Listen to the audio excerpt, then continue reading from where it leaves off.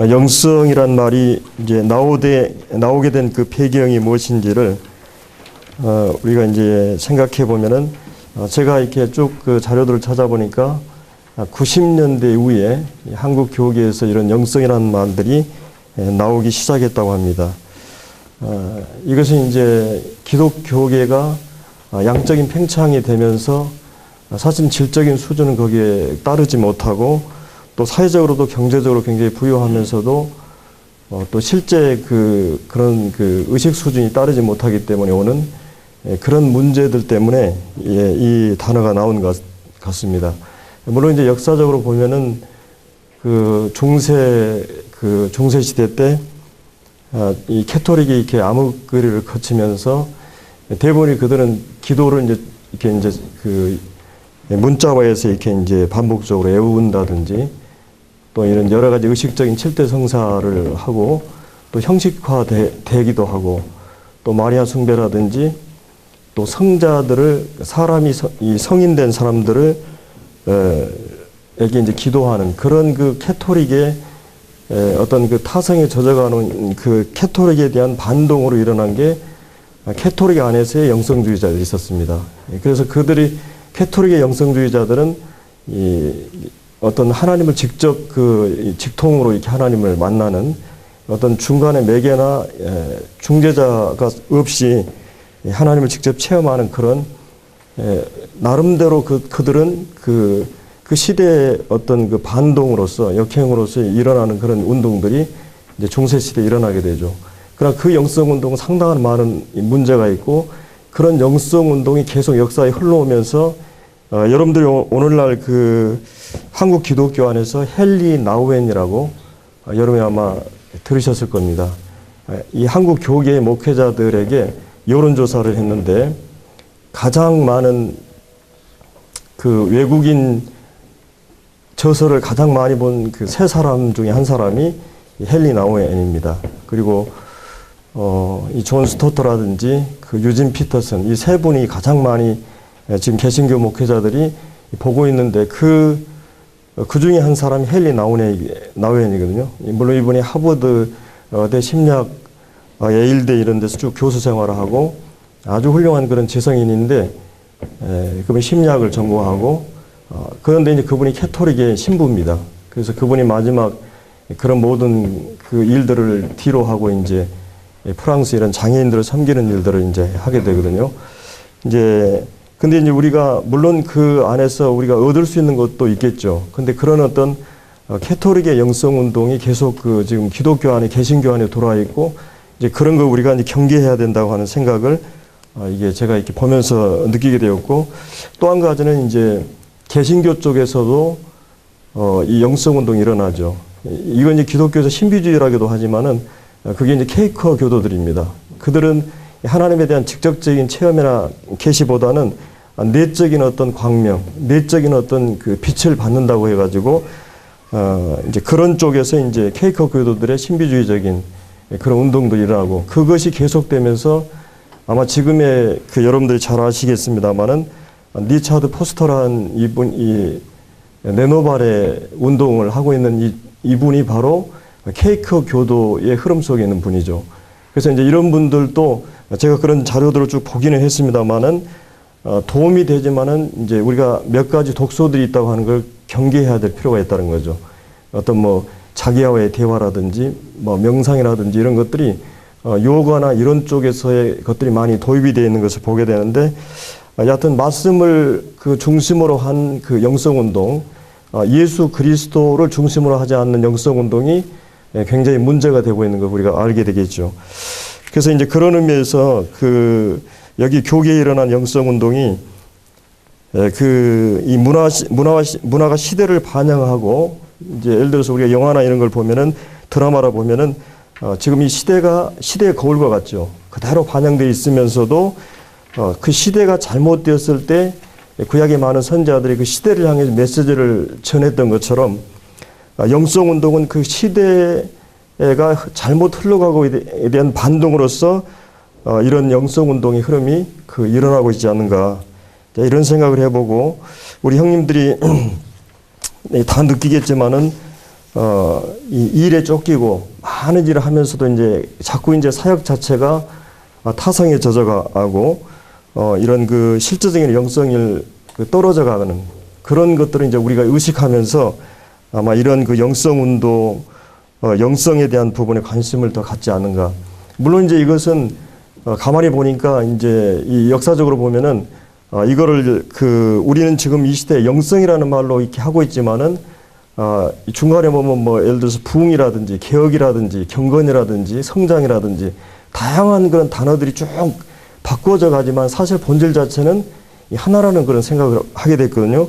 그래서 우리는 지금 그 많은 사람들이 쓰고 있는 단어이기 때문에 영성이라는 단어를 쓰고 있지만은 그거를 예를 들어서 우리가 사랑이라는 단어로 풀어 나간다 할지라도 별 문제가 없을 수 있습니다. 이 주님에 대한 사랑의 회복, 뭐 예를 들어 성도들에 대한 사랑의 회복, 영혼들에 대한 사랑의 회복, 사랑이라는 단어를 가지고 얼마든지 영성을 설명해 나갈 수도 있거든요. 다만 이제 우리가 이런 부분에 있어서 뭔가 우리 자신 개인뿐만 아니라 교회가 영적으로 굉장히 어떤 매너리즘에 빠져가고 뭔가 영적으로 침체해가고 뭔가 지금 우리가 회복을 필요로 하는 것들을 느낄 때 이제 일어났던 그 말들 가운데 하나이기 때문에 아마 영성이라는 말도 그런 배경에서 주어졌다는 생각을 이렇게 해보게 됩니다. 이제 먼저 이 영성이란 무엇인가 여기에 보면은 그 기독교 3대 덕목의 차원에서 본 영성이란 무엇인가 제가 이렇게 정리를 해봤는데 이것은 하나님께서 말씀을 통해서 우리를 계시할 때 거기 큰 가로 2번에 그 하나님 삼일체 입장에서 본 영성을 얘기했고 1번은 그 하나님께서 자신을 계시하시고 또 이렇게 하실 때 우리 쪽에서 이렇게 믿음과 사랑과 소망으로 이제 반응하게 되는데 이제 그런 측면에서 생각을 해봤습니다. 여기 이제 우리가 이제 지성과 감성 시대라 그래서 이제 잘 알겠지만은 특별히 지금은 이제 많은 지식이 지성 시대라고 이렇게 할 수 있죠. 그리고 이제 그러면서 이제 감성을 강조하는 그런 시대에 살고 있습니다. 근데 이제 요즘은 이 감성을 넘어서 영성을 다루는 이렇게 볼 수 있는데 이 사도 바울은 데살로니가전서 1장 3절에 보면은 믿음의 역사와 사랑의 수고 또 소망의 인내를 인해서 하나님께 감사한다는 말씀이 있거든요.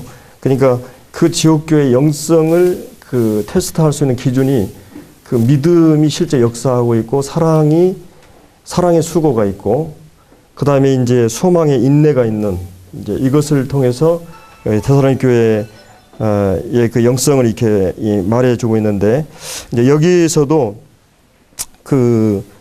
믿음과 소망과 사랑 이 문제를 가지고 영성을 이렇게 얘기를 해봤습니다. 제가 시간이 많지 않기 때문에 대충 이렇게 보시고 이렇게 쭉 지나가겠습니다. 그리고 이제 삼위일체 영성 여기 이제 가로 2번에 보면은 하나님과 관계에서 이제 교제, 하나님 영광, 또 하나님의 임재 체험, 또 하나님을 알고자 추구함, 또 이제 예수님과 아들과 관련해서는 주님을 알고자 하는, 또 주님의 형상을 담고자 하는, 주님의 마음을 품으라, 주님의 제자로서 온전히 따른다. 그리고 이제 성령과 관련해서는 성령의 소욕을 좇으라, 성령 충만하라, 성령의 인도를 따르라. 그래서 이제 이런 모든 말들이 다 영성과 관련된 말이죠. 그러니까 내가 성령으로 충만하다면 그것이 가장 영성 있는 상태를 말하는 것입니다. 물론 이제 이것이 영성이란 말을 굉장히 포괄적으로 이렇게 쓰이기도 하고 그러지만은 우리가 이제 생각하는 이 영성은 하나님이 영이시고 또 이 성령도 거룩한 영이고 그리고 그 하나님께서 사람을 흙으로 지으시고 그 생기를 그 코에 불어넣으셔 생명이 됐죠. 그래서 우리 인간이 하나님의 형상으로 창조되었는데 이제 어떤 육체 이상의 그런 영적인 존재가 되었고, 또 이제 어떤 이 본능 이상의 그런 그 인격과 성품을 가지고 있는 그런 존재가 되었고, 또 개인 이상의 어떤 그 사회적인 서로 인격과 관계에서 하나님, 삼위 하나님께 서로 사랑을 나눌 수 있는 그런 영적인 공동체가 바로 하나님의 삼위일체죠. 그런데 그 하나님께서 우리와 함께 이제 교제하기 위해서 사람을 만드셨고, 우리가 이제 하나님의 형상대로 만들어졌는데, 죄로 인해서 이 타락하면서 이제 영적으로 죽어 있는 상태가 되고, 그래서 이 영성을 얘기할 때는 반드시 영적으로 거듭난, 성령으로 거듭난, 육으로 난 것은 육이요 성령으로 난 것은 영이다. 또 신령한 것은 영적으로 분별한다. 그래서 이제 성령으로 거듭난 자들이 그 이제 영적인 감각이 회복이 되고 하나님의 새로운 생명이 주어지면서 이제 하나님을 알 수 있고, 또 하나님을 감각할 수 있고, 또 하나님을 사랑할 수 있고, 하나님 말씀을 뜻을 순종할 수 있는 그런 그 영적인 그런 상태가 된 거죠. 그래서 이제 그런 상태가 되다 보니까 이제 하나님과 교제할 수 있고, 하나님을 알게 되고, 하나님의 영광을 구하게 되고, 전에 죽었을 때는 이런 감각이 없었다고 하는 거죠. 그리고 거듭난 사람의 가장 확실한 것은 이제 말씀에 대한 감각이 회복이 되고, 기도하게 되고, 하나님을 향해서 기도하게 되고, 보이지 않는 영적인 그 4차원의 세계지만은 그 보이지 않는 것을 자연스럽게 받아들이고 당연하게 여기고, 마치 현실처럼 그것을 향해서 기도하고, 그래서 이제 이런 이 영적인 것이 회복이 되는 거죠. 이런 부분에 있어서. 그래서 이제 물론 이제 성경은 여러 가지 교환적으로 얘기하지만, 여기 이제 그런 그 자들 안에 성령이 주어지는 거죠. 거듭난 자들에게. 우리가 거듭났다고 했을 때는 우리가 잘 아는 이 영적인 그런 구원은 어떤 관념이나 그 사상이나 철학이 아니고 도덕이나 의식이 아니기 때문에 하나님의 살아계신 영이 우리 존재 안에 들어오는 사건이죠. 우리가 거듭났다고 했을 때는 너희가 죄사함을 받으라. 그러면 성령을 선물로 받게 되고, 또 그리스도의 영이 없으면 그리스도의 사람이 아니다. 그리고 성령의 인도하심을 받는 자들이 하나님의 아들이다. 그러니까 성령이 내주하셔서 이제 말씀을 깨닫게 하고 사모하게 되고, 주님과 영적인 교제하게 되고, 영적인 동행이 실제 이루어질 수 있는 그런 그 조건이 이루어진 게 바로 그리스도인이라고 할 수 있는 거죠. 그리스도인. 그렇기 때문에 성령을 소유하게 되고, 그래서 우리 안에 이제 새로운 속사람이 주어지면서 성령의 능력으로 우리의 속사람을 능력으로 강건해 달라고 이제 기도하는 말씀이 나오게 되고, 그리고 이제 이 사람 벗어버리고 새 사람을 계속 입으라. 새로운 사람을 입으라. 그리고 이제 새로운 피조물이 되었다. 그리고 이제 마음을 새롭게 함으로 변화를 받아라. 그러니까 영성이라고 하는 것은 우리 안에 있는 속사람이, 또 우리 안에 있는 그 새 사람이 계속해서 주님을 알아가면서 그분의 형상을 닮아가는 과정이 영성이라고 할 수 있는, 영성 개발이라고 할 수 있는 거죠. 그런 의미에서 이제 삼위 하나님의 관점에서 우리가 이제 영성이 무엇인가를 생각해 볼 수 있고요. 그리고 이제 16세기 그 대표적인 개혁주의자를 대표할 수 있는 칼빈의 영성에 대해서 형님들이 참고로 한번 쭉 읽어보시고, 거기에 보면은 그 중간에 영성이란 단지 기도나 훈련이나 명상이나 종교적 행동만이 아니라 성령 안에서 이것을 통해서 하나님을 향해 나가는 경건, 즉 전인격적인 실천이다. 제가 이 말씀을 쭉 보면서 결국은 영성이라는 것은 무엇인가 저에게 이렇게 질문을 한다면 한마디로 그것은 그 균형이라는 생각을 해봤어요. 균형. 그러니까 여기서 얘기하는 우리가 교회 생활하고 또 교회 생활을 통해서 기도하고 말씀을 공부하고 연구하고 이런 모든 것들이 실제 삶에서 능력으로 나타나는 것이 영성이라는 거죠. 그러니까 그 사람의 신앙의 실력이나 수준은 어디서 실제 나타나냐면, 예를 들어서 내가 말씀 사역을 하는데 구원받은 역사가 실제 있고 성도들이 변화되고 이런 것들이 있겠죠. 일반적으로 모든 성도들이 내가 교회 생활이 신앙 생활의 전반은 아니라고 볼 수 있는 거죠. 교회 생활은 일부고 마치 그것은 어떤 충전을 위해서 충전을 받는 시간이죠. 그 자체가 신앙 생활은 아니죠. 그래서 이제 예를 들어서 뭐 그 우리가 이 가정 생활을 통해서나 사회 생활, 직장 생활을 통해서 내 신앙을 거기서 드러낼 수 있는 거죠. 어떤 분이 이것을 이제 우리가 영어를 예를 들어서 10년 동안 중고등학교, 대학교 10년 공부를 열심히 영어를 하는데 실제 외국인들이 오면은 도망가는 게 우리 그 영어의 수준이라고 그러죠. 그러면 우리가 계속 교회에서 말씀 보고 기도하고 하는데 그 실제 신앙의 그 실력이라는 수준은 안 믿는 사람들 중에서 내가 영향력을 미칠 수 있는 것이 실력이라고 할 수 있는 거죠. 그러니까 내가 알고 있는 그 말씀이, 내가 깨닫고 있는 이 말씀이 또 나와 함께 동행하는 주님이 실제 내 삶에서 주재권을 그 발휘하고 그리고 그분이 나를 지배하고 성령 충만한 가운데 그리고 이제 그분의 모습이 내 삶 속에서 정말 드러나는 거죠. 아까 우리 김영희 말씀하신 대로 내가 그리스도와 함께 십자가에 못 박혔나니 그런즉 이제는 내가 사는 것이 아니요 오직 내 안에 그리스도께서 사신 것이라. 이제 내가 육체 가운데 사는 것은 나를 사랑하사 나를 위해 자기 몸을 버리신 주님을 믿는 믿음 안에 사는 것이다. 주님이 내 삶에서 나를 지배하는 형태.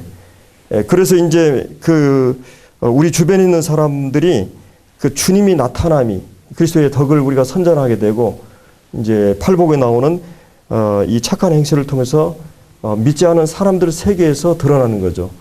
제가 이제 어젠가도 그런 교제를 했습니다만은 구약에 이제 그 요셉 같은 경우도 요셉 생애 전체를 보면은 요셉은 어떤 사람인가 이렇게 생각해 봤을 때 뭐 요셉은 특별히 뭐 기적을 행했다든지 무슨 이게 설교를 뭐 전도를 했다든지 뭐 이렇게 요셉 생애에 보면은 그런 것들이 별로 나타나 있지 않잖아요.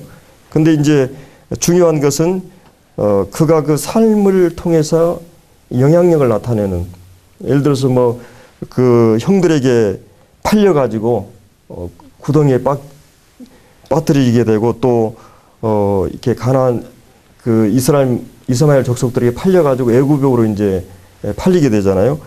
그랬을 때 이 애굽에서의 그 삶이 얼마나 비극적인 그런 상황이에요. 근데 이제 제가 어떤 그 모임에서 이 사회생활에 대한 그런 주제를 주어가지고 제가 한번 교제를 한 적이 있거든요. 저도 처음 받은 주제이기 때문에 제가 1시간은 이제 예배소 6장에 나오는 말씀을 했고 또 1시간은 이제 요셉 생애를 통해서 이렇게 교제를 했었어요. 교제를 하면서 제가 이거와 연관이 되어 있기 때문에 잠깐 이제 그 부분을 나누게 되겠는데요. 예를 들어서 요셉은 형통한 자가 되었다는 말씀이 나오잖아요. 그 형통이란 말이 그 영어로는 이제 성공이라고도 성공으로 나온다고 그래요. 그래서 다른 말로 하면 그가 그 신앙을 믿지 않은 사람들 세계 속에서 성공적으로 세속적인 그런 성공이 아니라 하나님의 사람으로서의 그 영성을 발휘한 거죠. 그래서 그 주인에게 은혜를 입었다 이 말이 신임을 얻었다, 총애를 받게 됐다, 신뢰를 얻게 됐다 그런 말이라고 합니다. 그래서 그거를 보면서 요셉이 어떻게 그것이 가능했을까? 물론 요셉도 그 충격을 받았을 때 당장 이렇게 형들에 대해서 그 좋은 감정을 갖고 있지는 않았겠죠. 그 마음에 처음에는 막 증오심과 미움과 복수심과 이렇게 어떻게 보면 정말 그때 당시의 노예들은 정말 비참한 그런 상황에 어떤 노예 시장에 팔리게 되고 모든 그냥 옷을 다 벗기고 쇠고랑이 차인 상태에서 가격이 매겨지고 정말 그들은 긴장하고 어떤 주인을 만날까. 그래서 그 주인에 따라서 평생을 자기들이 고생하면서 그 노예들에게는 전혀 의지나 뜻이 없죠. 선택권이 없는 거죠. 평생을 고역을 받으며 생각할 때 자기를 팔아버린 그 형들에 대한 감정이 어떻겠어요. 근데 중요한 것은 요셉은 하나님이 그와 함께 하신다고 하는 사실을 깨닫게 됐고 그 다음에 그의 생애 속에서 잊을 수 없는 충격이 바로 하나님이 그에게 주신 계시의 꿈이죠. 마치 우리로 얘기하면은 주님께서 우리 생애 속에 말씀으로 찾아온 날이 있죠. 우리가 그날만큼은 우리 인생 잊을 수 없는 날이죠. 마치 이 청와대에 가가지고 대통령에게 어떤 말씀을 듣는다든지 내가 가장 고통스러운 시간에 어떤 하나님께 말씀을 받을 때 잊지 못하는 것처럼 그의 생애 속에 가장 인상적인 말씀을 받은 거죠. 그것은 이제 하나님 꿈에 대한 말씀이었죠. 마치 우리가 구원받았을 때 주님이 그 말씀을 통해서 내 영혼 안에 들어오고 그 빛이 내 존재에 강렬하게 들어오면서 그것은 내 전 존재를 이끌어가고 지금까지 주님이 나를 구원하셨다는 그 한 말씀이 내 전 생애를 이끌어가고 있는 것입니다. 근데 이 요셉에게도 그런 최악의 상황이었지만 그 말씀이 그들이 그 마음속에 있었기 때문에 그 말씀이 그 최악의 상황에서도 그가 노예 신분이 되고 최악의 상황으로 내팽개쳤지만 그의 마음에 한 줄기 그 말씀의 빛이 그의 전 존재를 사로잡았고 이제 그의 삶을 이끌어가는 것을 이제 보게 됩니다. 중요한 것은 그가 그런 삶에 영향력을 미칠 수 있었던 것은 무엇보다도 과거에 대한 남을 증오하고 용서하지 않는 이 내적인 그런 그 과거에 대한 치유나 이런 그 열등감이라든지 상처라든지 이런 치유가 없이는 그런 삶을 살아낼 수 없다고 하는 것입니다. 내가 누군가를 섬기기 위해서는 그 내 마음에 있는 그런 아픔들을 껴안고 섬길 수가 없다고 하는 것이에요. 선별적으로 섬기게 되고 내가 좋아하는 사람만 섬기게 되겠죠. 근데 이 요셉은 그런 충격을 받으면서도 상처를 받으면서도 하나님 안에서 그 모든 것을 치유하고 용서할 수 있는 그런 마음이 되었고 미래에 대한 것에 대해서도 하나님께서 자기의 꿈대로 이루어질 것이라는 그런 확신이 있었기 때문에 그런 그 오늘의 삶의 현장에서 그리고 하나님이 나와 함께 하신다는 그런 확신이 있었기 때문에 그런 그 하나님이 그와 함께 하심으로 형통한 자가 되는 중요한 것은 하나님이 그와 함께 묶어진 삶의 형태가 바로 영성이죠. 성령이 내 안에 내주하시고 성령과 함께 동행하는 삶이 바로 영성의 그런 생활이기 때문에 그래서 요셉이 그런 그 자신이 하나님과 함께 하는 것을 인식할 뿐만 아니라 믿지 않은 그 주인이 그가 하나님과 함께 하신 것을 인정하게 되고 그 다음에 하나님이 그 가정에 복을 내리시고 물론 그러고 나서 또 다른 그 시험이 그에게 찾아오죠. 고난이라고 하는 시험보다 더 무서운 그 유혹의 시험이 그들에게 찾아왔는데 그걸로 인해 누명을 쓰고 그동안 있었던 모든 그 명예나 이런 것들을 다 그냥 산산이 깨어져 버리는 그리고 정말 억울한 그 이 감옥에 들어가는 그 당시에 아마 헥소스 그 이 왕조가 이 애굽 외부의 왕들이 침략해 와가지고 그 나라를 정복했기 때문에 이 정치범 수용소들은 최악의 상황이었다 그래요. 우리가 생각하는 뭐 좋은 그런 상황이냐 빛도 없고 아주 아물과 토굴 같은 곳에 들어가가지고 비참한 생활을 해야 되는데 그런 완전히 그런 그 상황으로 들어간 거죠 하나님이. 그래서 근데 이제 그 상황에서도 하나님께서 그 최상의 영광으로 이어지는 하나의 과정이었죠. 가장 어두운 밤은 빛과 연결되어 있는 것처럼 하나님께서 가장 최악의 상황을 통해서 최선의 드라마를 만드시는 그리고 이제 이 요셉은 그의 생애 후반에 하나님이 형들이 나를 팔고 최악의 상황이었지만 최선으로 하나님 나를 바꾸셨다 이런 고백을 이제 하시는 걸 보게 됩니다. 그런 이제 의미에서 요셉은 그 노예 생활의 10년 동안에 성공적인 그런 삶을 살 수 있었던 것은 그가 이 과거의 형들에 대한 모든 걸 용서할 수 있었고 그것은 하나님께서 그에게 주신 그런 빛이 있었고 그리고 미래에 대한 분명한 하나님의 꿈에 대한 확신이 있었기 때문에 오늘의 삶을 그렇게 성공적으로 살 수 있었고 그래서 이제 그런 삶이 결국은 그 노예 생활에 10년을 성공적으로 이렇게 살 수 있었던 근데 이제 또 하나의 어떤 그 시련이 이제 막 장밋빛 그런 황혼 속에 그 정말 상승무도를 타고 인생을 살려고 하는데 갑자기 또 하나의 그 시련이 찾아오죠. 근데 하나님은 더 큰 것을 주기 위해서 그걸 허락하신 겁니다. 그래서 그는 가는 데마다 이제 어떻게 됩니까? 그 노예들 세계에서 총무가 되고, 그 다음에 이 감옥 속에 들어가는데도 거기서 또 은혜를 입어가지고 거기서 옥중 총무가 되고, 결국은 그것이 이제 국가의 총리가 되는. 그래서 그리스도인들은 내가 어디서 사느냐가 중요한 게 아니라 내가 어떻게 사느냐. 그 로마서 5장에 있는 대로 우리가 하나님과 함께 화목되었다. 이 과거에. 그리고 이제 그로 말미암아 은혜에 들어감을 얻었다. 현재 주님의 영광스러운 은혜의 영토로 들어갔고 그 다음에 하나님의 영광을 바라고 즐거워한다. 그리스도인은 오늘 그 은혜의 영역 안에서 그리스도 안에서 살아가는데 과거의 문제가 해결되고 그 다음에 미래가 확실하게 우리가 영광을 바라고 즐거워할 뿐만 아니라 그렇기 때문에 오늘 환난으로 찾아온 그 환난에 대해서 우리가 즐거워할 수 있는 거죠. 왜냐하면 이 환난을 통해서 우리의 인내를 연다는 소망을 이루기 때문에 그리고 하나님의 사랑이 성령으로 말미암아 우리 마음에 부음받기 때문에, 그러니까 내가 그리스도의 인격을 담기 위해서 환난이 주어지고, 그리고 하나님의 사랑을 실제적으로 임재를 체험하기 위해서 그 환난이 주어지기 때문에 환난 당하는 것은 그리스도인들에게 반드시 필수적인 과정이라는 것입니다. 그래서 이런 의미에서 그 지금 이 요셉 같은 경우는 가장 훌륭한 영성의 사람으로서 믿지 않은 사람들 세계에서 그 영성을 드러내는 그런 사람이라고 하는 거죠. 그 영성이 무엇이냐? 뭐 성경을 내가 많이 안다, 무슨 뭐 경험이 많다, 지식이 많다, 이게 아니라 내가 가지고 있는 주님과의 더불어 삶의 능력이 영향력으로 나타나느냐, 그리고 그분이 나를 지배하는 형태로 나타나느냐, 내 쪽에서는 내가 완전히 부서지고 그리스도가 나를 장악하고 이끌어가는 형태의 삶이 나타나느냐, 그것이 우리가 이제 소금이 되고 빛의 그 역할이 드러나겠죠. 이제 그것을 예를 들어서 이제 이 팔복의 말씀을 보면은, 이 팔복, 그럼 우리가 하나님을 안다고 했을 때 언제 하나님을 알 수 있겠어요?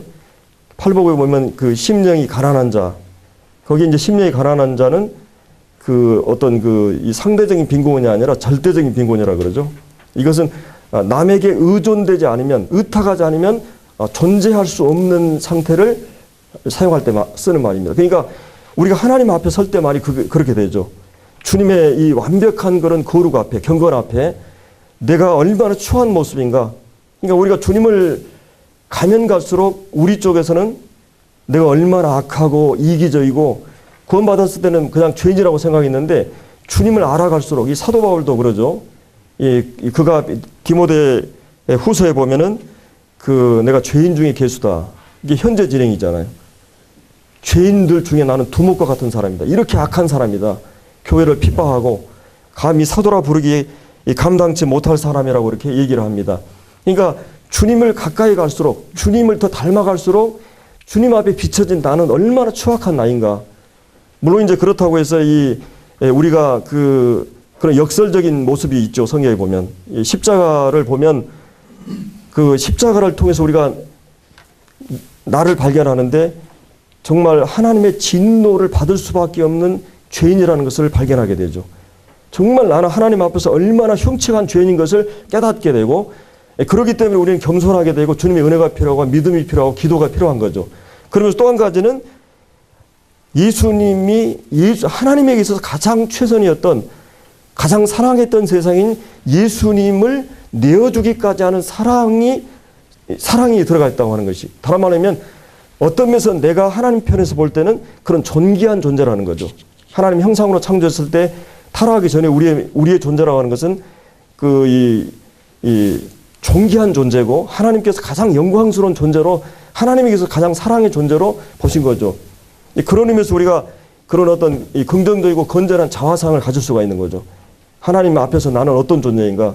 내가 하나님 앞에 나갈 때마다 내가 정말 죄인이고 죽일 놈이고 이렇다면, 만약에 우리 부모로서 이 자식이 그렇다면 이 부모는 그걸 좋아하지 않겠죠. 물론 내가 그런 존재였지만 주님의 은혜로 용서되었고, 그리고 주님의 사랑받는 존재로서 이제 그리스도 안에서 나를 보고 계신 거죠. 그런 의미에서 나를 받아들일 수 있고 그리스도 안에서 나를 수용할 수 있고 사랑할 수 있는 거죠. 이제 그런 의미에서 진정한 이 자존감이 하나님 앞에서 내가 받아들여지고, 그래서 우리가 예배 시간 때마다 하나님이 창조한 것들을 보고 보시기 좋았다라는 말씀처럼 주님께서 구속을 통해서 자기 영혼의 수고한 걸 통해서 얻은 우리들을 보고 만족히 여기시고 우리를 잠잠히 사랑하시고 기쁨 이기지 못하여서는 주님을 생각하게 되는 것입니다. 그런 의미에서 나뿐만 아니라 하나님이 사랑하신 모든 지체들에 대해서도 하나님 안에서 그런 사랑을 가지고 볼 수가 있게 되거든요. 내가 이 성도들을 쉽게 판단하거나 함부로 이렇게 할 수 없는 것은 주님에게 있어서 그들의 존재가 얼마나 가치 있는 존재고 하나님이 얼마나 존귀하게 보는 자들이기 때문에 우리가 한 몸으로서 그렇게 보게 되는 거죠. 그런 의미에서 이제 심령이 주님을 보게 될 때 이 베드로가 나는 죄인으로서이다, 이사야가 나는 입술이 부정하고 망하게 된 자다, 하나님의 영광 앞에 설 때 우리를 발견하게 된 거죠. 그리고 겸손이라고 하는 것은 심령의 가난은 주님의 말씀 앞에, 거울 앞에, 주님의 그 인격 앞에 설 때 나의 나됨을 알게 되는 거죠. 그때 이제 심령의 가난이 일어나고, 그 다음에 또 한 가지는 애통이 일어나는 거죠. 이런 그 못난 나에 대한 나를 보고 세상을 보고 죄악을 보고 우리는 탄식을 하게 되는 거죠. 그러면서 이제 온유하다는 것은 나에게 변명할 것이 없다는 것이에요. 자기 변명이나 이런 것이 없고 정말 당신이 말하는 것보다 10배 더 나는 악한다. 영적으로 비춰진 나를 알기 때문에 얼마나 우리가 남이 나를 모욕하거나 자존심 건드리면 버티지 못하잖아요. 우리는. 근데 그렇게 말해도 주님 안에서 영성으로 나를 보게 될 때 영적인 안목에서 나를 볼 때 나의 나대문을 아는 사람들이기 때문에 온유하게 되는 거죠. 그런 사람만이 의에 주리고 목마르게 되는 것이죠. 그래서 나에게는 의가 없기 때문에 주님의 의를 갈구하게 되고 그래서 거기서 체험을 받게 될 때만이 이제 이런 수직적인 하나님과의 관계에서 이루어진 사건이 수평적으로 다른 사람을 긍휼히 여기게 되고 마음을 청결하게 되고 화평하게 되고 의를 위해서 핍박을 받게 되는 이런 그 영적인 그런 자질이 인격이 형성될 때만이 그 다음에 우리가 세상 속에서 빛과 소금의 말씀이 나오죠. 그래서 너희 착한 행실을 통해서 하나님께 영광을 돌리는 그러니까 내가 예배 시간 때만 하나님을 영광스럽게 하는 게 아니라 내 삶의 장은 예배할 수 있는 기회고 선교할 수 있는 기회라는 거죠. 그런 의미에서 우리가 이 교회 생활로 한정된 이원론적인 그런 교회 생활과 이 직장 생활의 가정 생활을 이원화시킨 것은 이 한국 기독교의 가장 큰 문제인 것입니다. 그것은 내가 가지고 있는 영성과 물론 이제 빛이 비춰지기 위해서는 내용과 형식이 다 필요하죠. 그런 그 형식을 통해서 빛을 발하기 때문에 그러나 그 심지는 이 기름과 연결되어 있죠. 그 기름을 주입한 곳이 교회입니다. 말씀이고요. 그리고 그 충전하는 곳이 바로 교회예요. 근데 그 충전이 다는 아니죠.